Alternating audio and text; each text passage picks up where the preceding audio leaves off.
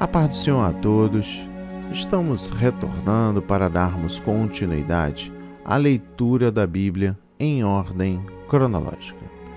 E hoje, no 192º dia, lendo esta linda história que Deus escreveu para nós, trago para a leitura o livro de Miqueias. Iremos meditar nos capítulos 1º, 2º, 3º e 4º.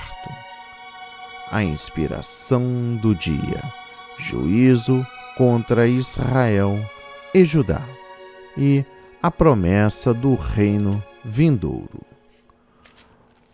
No capítulo 1 destaco o versículo 1. Miqueias, habitante do sul de Judá, profetizou entre 750 a 687 a.C. Era contemporâneo de Isaías e Oséias. Sua mensagem foi dirigida principalmente a Judá, o reino do sul, embora também houvesse tido revelações a respeito de Israel, o reino do norte. Apesar de o tema predominante de Miqueias ser o juízo, ele também discorreu sobre a restauração do povo de Deus. Ainda no versículo 1, Samaria e Jerusalém. Samaria era a capital de Israel e Jerusalém a de Judá. Ambas as cidades representavam nações apóstatas condenadas por Deus. No versículo 5 destaco prevaricação, pecados. O povo seria castigado por causa dos seus pecados, idolatrias, imoralidades, crimes e injustiça. Os pecados que graçavam nas capitais eram os mesmos cometidos em todas as partes de Judá e Israel. No versículo 6 destaco: farei de Samaria um montão.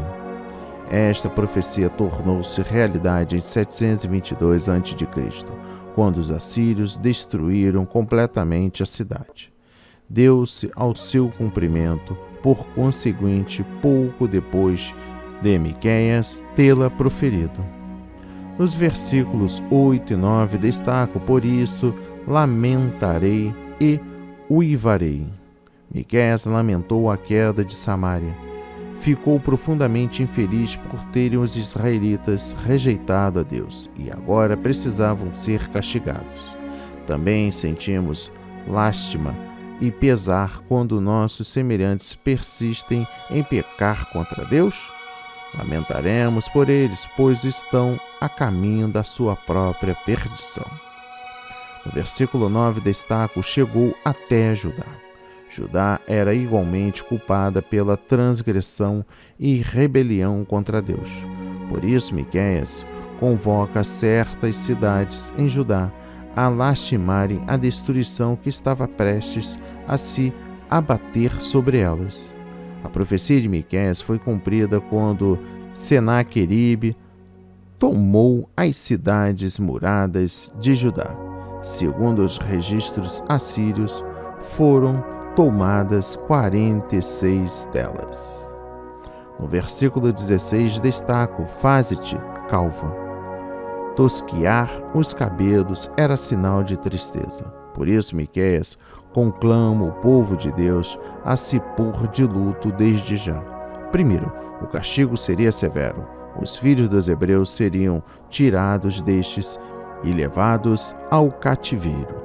Miqueias exorta o povo a não desviar-se do Senhor, pois as consequências seriam terríveis. Segundo, os que se apartam de Deus e da sua palavra para se unirem com o mundo e as atividades pecaminosas descobrirão que Deus está contra eles e que poderá trazer calamidade às suas vidas.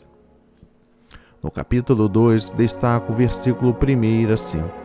Ai daquele que intentam a iniquidade. Miqueias proclama a calamidade contra certas pessoas que, por serem suficientemente poderosas, exploram o próximo a fim de atingir seus intentos egoístas. Primeiro, eram latifundiários que compravam ou roubavam sítio após sítio. Não tinham a mínima hesitação em defraudar o próximo para obterem mais propriedades.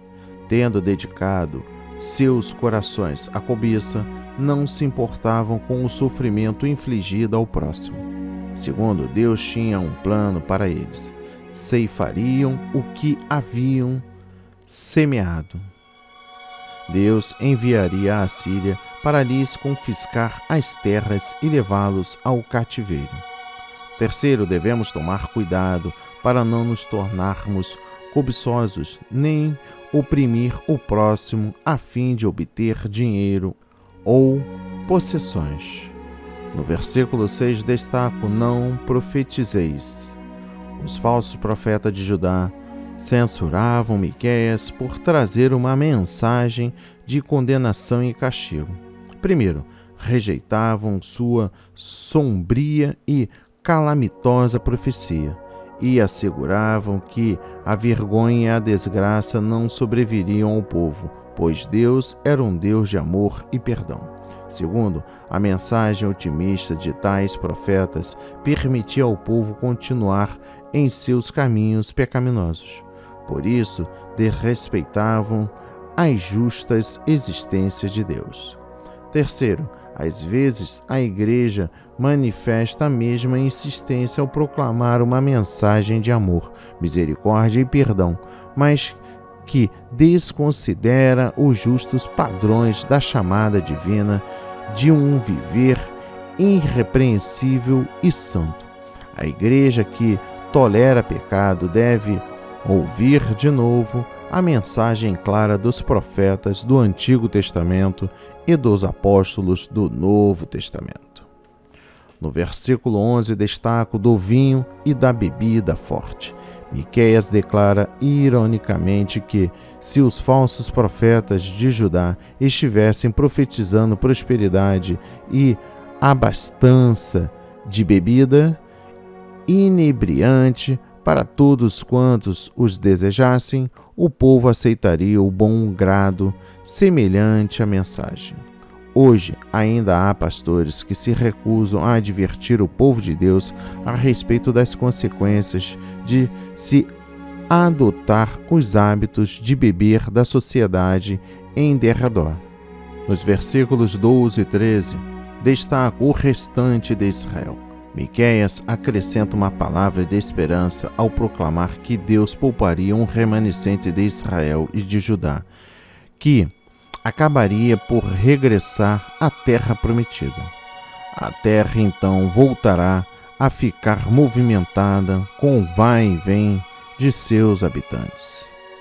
No capítulo 3 destaco o versículo 1 a 12. Chefes de Jacó. Este trecho protesta contra a crueldade das classes governantes, as fraudes dos falsos profetas e as perversões dos líderes, sacerdotes e profetas apóstatas de Judá. Deus condena a todos como merecem. No versículo 2 destaco: aborreceis o bem e amais o mal. Os líderes da nação haviam abandonado os padrões religiosos do passado e, em seu lugar, adotado seus próprios códigos. Deliberadamente amavam a iniquidade e a injustiça em sua busca por ganhos materiais. Deus, porém, nos chama a amar a justiça e a aborrecer o mal. No versículo 3 destaco: comeis a carne do meu povo. Esta expressão vívida descreve a opressão e a exploração sofrida pelo povo comum. No versículo 4 destaco: não os ouvirá. Por causa do comportamento maligno e cruel dos líderes, Deus se recusa a atender às orações. Consequentemente, teriam eles um triste fim. Haveriam de ser abandonados por Deus.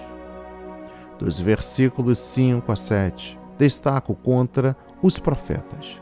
Deus anseia por trazer o seu povo de volta aos caminhos da retidão e da verdade. Mas o interessante dos falsos profetas era bem outro.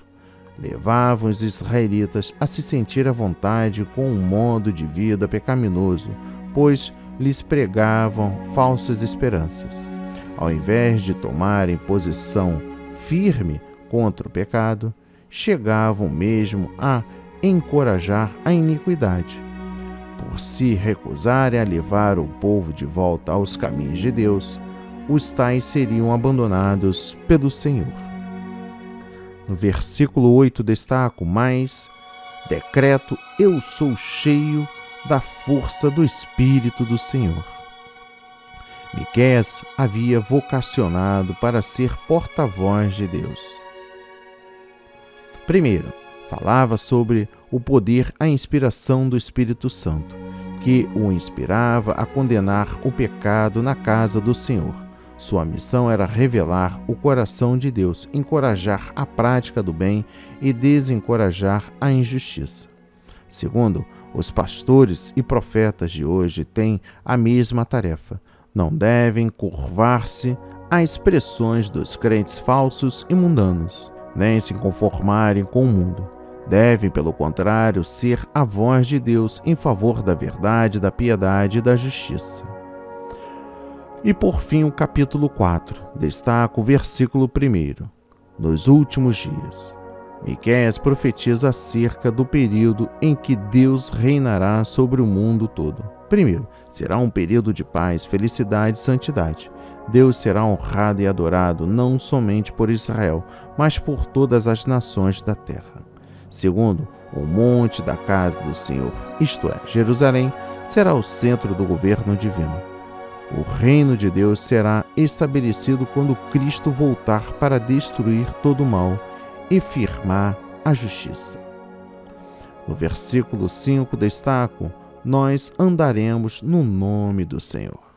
Como devemos viver enquanto aguardamos a vinda do reino de Deus e a sua plenitude. Vivendo para Deus, andando nos seus justos caminhos e testemunhando a todas as nações. E por fim, dos versículos 9 a 13, destaco: por que farás tão grande pranto? O profeta volta a falar sobre o fim da Jerusalém de seus dias. Diz que seus habitantes serão levados em cativeiro para a Babilônia. A profecia foi proferida 100 anos antes de os babilônios tornarem-se no formidável império mundial.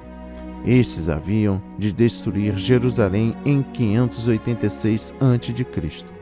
Miqueias também previu que, futuramente, Judá retornaria em liberdade à sua terra. Que a palavra de hoje toque o seu coração, transforme a sua vida para a honra e a glória do Senhor. Leia a Bíblia diariamente, pois este é o verdadeiro canal em que você aprende, conhece a verdade e ouve a voz de Deus. Amém e graças a Deus.